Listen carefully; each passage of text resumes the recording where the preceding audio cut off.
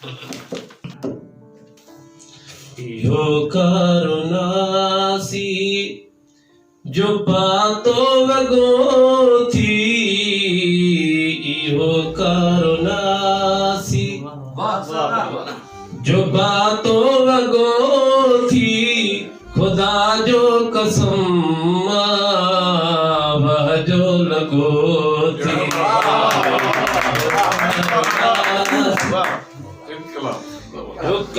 कारो वगो थी इहो करुणासी जो बातों वगो थी, खुदा जो कसम जो लगो थी इहो करुणासी। गुथो कोन जंहिंखे हई तीर ताड़े, गुथो कोन जंहिंखे हई तीर ताड़े, गुथो कोन जंहिंखे हई तीर ताड़े, गुथो कोन जंहिंखे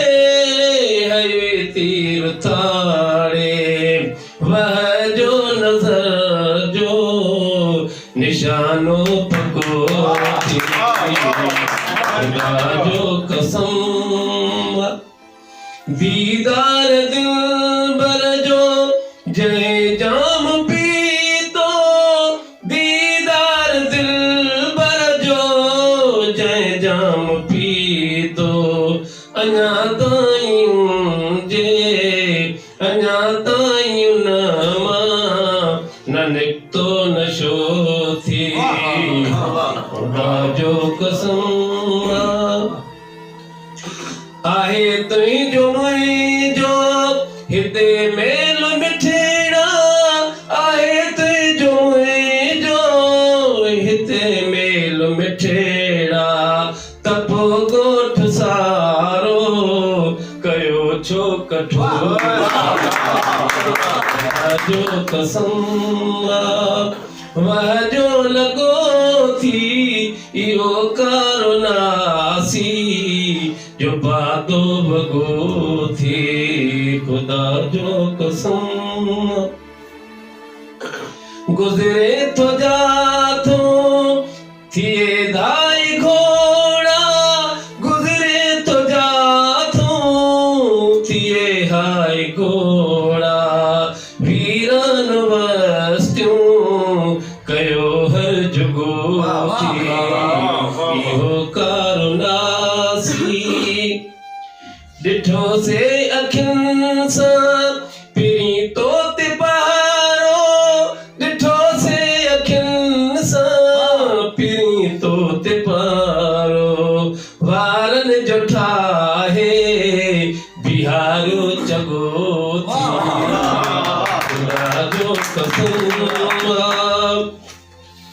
अवाई कया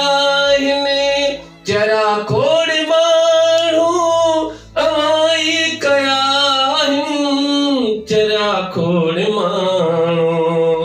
कयो यार ज़ाहिर असांखे रुगो थी इहो करुणासी।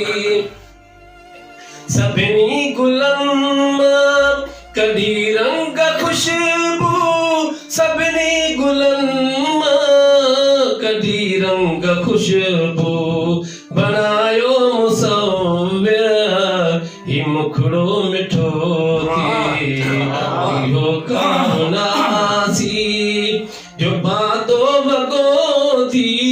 खुदा जो कसम वह जो लगो थी इहो करुणासी। छॾे वार खोले त बादल ठही पिया, छॾे वार खोले त बादल ठही पिया, मौसम जो प्यारा वधायो मज़ो इहो करुणासी जो बातों वगो थी, खुदा जो कसम वह जो लगो थी।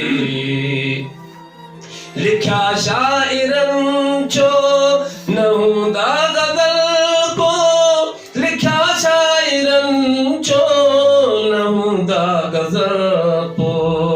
गिची मंझ काढ़ो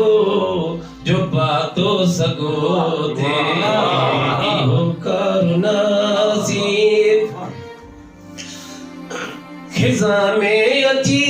वई बारन जी मौसम खिज़ा में अची वई बारन जी मौसम पई मुंद में की बदन जो भुगो थी इहो करुणासी हशर हेतिरा थी कया केतिरन सां हशर हेतिरा थी कया केतिरन सां उठो इनकलाबी बेगानो भुटो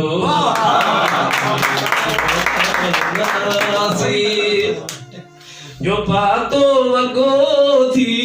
खुदा जो कसम वह जो लगो थे